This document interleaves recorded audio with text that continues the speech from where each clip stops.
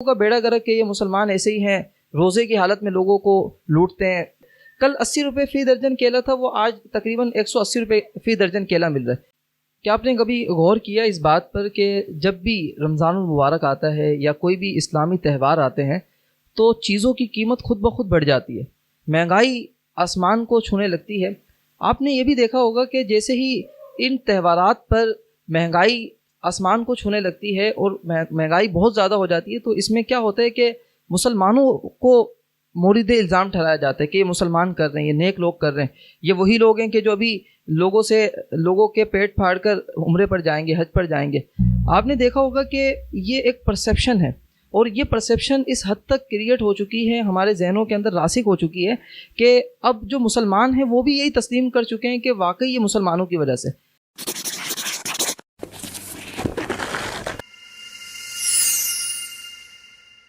आज हम ये जानने की कोशिश करेंगे कि आया ये परसेप्शन है, ये कोई राय है, प्रोपेगेंडा है या हकीकत भी है या नहीं, या इसका हकीकत से कोई ताल्लुक भी है या नहीं। मेरी 2022 के इसी रमज़ान मुबारक के फर्स्ट रमज़ान को एक दोस्त से मुलाकात हुई, तो वो कहने लगे कि कल यानी रमज़ान से पहले मैंने एक फ्रूट वाले से सेब खरीदे थे, तो वो तकरीबन 100 रुपये किलो मिल रहे थे और फ़ी दर्जन केला 80 रुपये दर्जन था। लेकिन एक दिन का क्या डिफरेंस हुआ कि जो सेब कल 100 रुपये किलो था वो आज 250 रुपये किलो है। कल 80 रुपये फ़ी दर्जन केला था, वो आज तकरीबन 180 रुपये फ़ी दर्जन केला मिल रहा है। वो कह रहे थे इन लोगों का बेड़ा गर्क के ये मुसलमान ऐसे ही हैं, रोज़े की हालत में लोगों को लूटते हैं, न जाने वो क्या क्या इल्ज़ामात मुसलमानों पर लगा रहे थे। याद रखें कि ये मुसलमानों की वजह से नहीं है। आप कहेंगे कि ये क्यों? याद रखें, ये जो महंगाई होती है ये मुसलमानों की वजह से हरगिज़ नहीं है। ये इकोनॉमी का एक उसूल है, balance of demand and supply, ये उसकी वजह से होती है। यानी मार्केट के अंदर जिस चीज़ की मांग ज़्यादा है और फराहमी कम है, यानी डिमांड मार्केट में किसी चीज़ की ज़्यादा है और सप्लाई कम हो रही है, तो यकीनन डेफिनेटली उसका जो नर्क है, उसकी जो कीमत है वो आसमान को छूने लगेगी। जैसे केले की जो डिमांड होती है मार्केट में रमज़ान से पहले वो कम होती है, क्योंकि लोग फ्रूट नहीं खाते, फ्रूट बल्कि पूरे साल कई लोग फ्रूट नहीं खाते लेकिन रमज़ान के अंदर खाते हैं। जब उसकी डिमांड बढ़ेगी, ठीक है, और सप्लाई ज़ाहिर कम हो जाएगी, तो उसकी कीमत खुद ब खुद बढ़ेगी। जैसे हमारे पाकिस्तान के अंदर आपने देखा होगा कि एक ही मुल्क के अंदर एक चीज़ पैदा होती है, लेकिन जिस जगह पर वो पैदा होती है, जहाँ पर सप्लाई ज़्यादा है वहाँ उसके रेट कम है, और जहाँ पर सप्लाई कम है और डिमांड ज़्यादा है वहाँ पर उसके रेट बढ़ जाते हैं। जैसे बादाम है और इसी तरह जितने भी ड्राई फ्रूट हैं, जिन इलाकों के अंदर ये पैदा होते हैं वहाँ सप्लाई के ज़्यादा होने की वजह से उसकी कीमत कम होती है। लेकिन हमारे जैसे कराची के अंदर या किसी और शहर के अंदर जहाँ पर ड्राई फ्रूट की पैदावार नहीं होती, ये उगते नहीं है, वहाँ पर आपको इसकी जो कीमत है वो ज़्यादा मिलेगी। इसी तरह ये कोविड-19 के अंदर आपने गौर किया होगा कि कोविड के अंदर मास्क जो है पहले लोगों का इतना इस्तेमाल नहीं था, जो जिसको एलर्जी का इशू था या और भी सांस की प्रॉब्लम थी वो सिर्फ मास्क यूज़ करते थे। लेकिन जैसे ही कोविड आया और हर किसी पर हुकूमत ने लाजिम कर दिया कि मास्क पहने, तो मार्केट के अंदर डिमांड बहुत ज़्यादा बढ़ गई, सप्लाई ना होने के बराबर थी, जिसकी वजह से क्या हुआ कि वो एक मास्क भी 100 150 200 रुपये का बिका।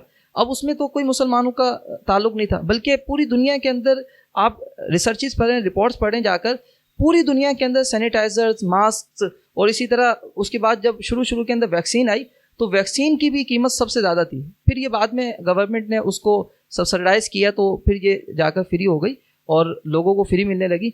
तो इसमें मुसलमानों का कोई ताल्लुक नहीं है। हाँ, ताल्लुक है तो वो हुकूमत वक्त का, गवर्नमेंट का। गवर्नमेंट पर लाजिम है कि वो इसके बैलेंस को तवाज़ुन में रखे। वो एक ही यानी डिमांड, अगर उनको पता है कि रमज़ान के अंदर फ्रूट्स की डिमांड ज़्यादा हो जाएगी, तो वो ऐसी चेन बनाए कि जिसके ज़रिए जितनी डिमांड है उतनी सप्लाई हो। जब डिमांड के मुताबिक सप्लाई होगी तो यकीनन डेफिनेटली जो कीमत है वो कभी नहीं बढ़ेगी। ये इसमें जो बेचारे रेडी वाले होते हैं या मार्केट वाले होते हैं, इसमें इनका बिल्कुल भी कसूर नहीं होता, क्योंकि इनको ज़ाहिर आगे से ज़्यादा रेट पर मिल रही होती है। तो इसमें हमारे यहाँ पर हुकूमत वक्त का, BBC की एक मैं रिपोर्ट पढ़ रहा था कि बरतानिया यानी इंग्लैंड का ये एक तुर्रा इम्तियाज़ है, वहाँ का तरीका वतीरा है कि जब भी रमज़ान आता है तो वो मुसलमानों की डिमांड के मुताबिक सप्लाई करते हैं, यानी फ्रूट्स और दीगर तमाम चीज़ें जिनको मुसलमान यूज़ करते हैं, इस्तेमाल करते हैं, तो वहाँ की गवर्नमेंट बाकायदा इस चीज़ का इल्तिज़ाम करती है, लाजिम करती है कि बाहर से जितने फ्रूट्स की उनको ज़रूरत है, नीड है, जितनी भी चीज़ों की उनको नीड है, और वो उस मुल्क के अंदर बाकायदा नहीं है, तो वो बाकायदा इंपोर्ट करते हैं, वो दूसरे ममालिक से मंगवा कर लोगों को देते हैं ताकि डिमांड और सप्लाई का जो तवाज़ुन है वो बरकरार रहे, जिसकी वजह से कीमतें ना बढ़ें। तो सबसे पहला जो इस पर जिम्मेदारी जिसकी आयद होती है वो है गवर्नमेंट। गवर्नमेंट की गफलत और गवर्नमेंट की लापरवाही की वजह से ये कीमतें बढ़ती हैं, और जो कि हर साल आपको पता है कि इसमें मुसलमानों का कोई अमल दखल नहीं है, ये हमारी गवर्नमेंट तो हर चीज़ के अंदर ही महंगाई बढ़ा देती है।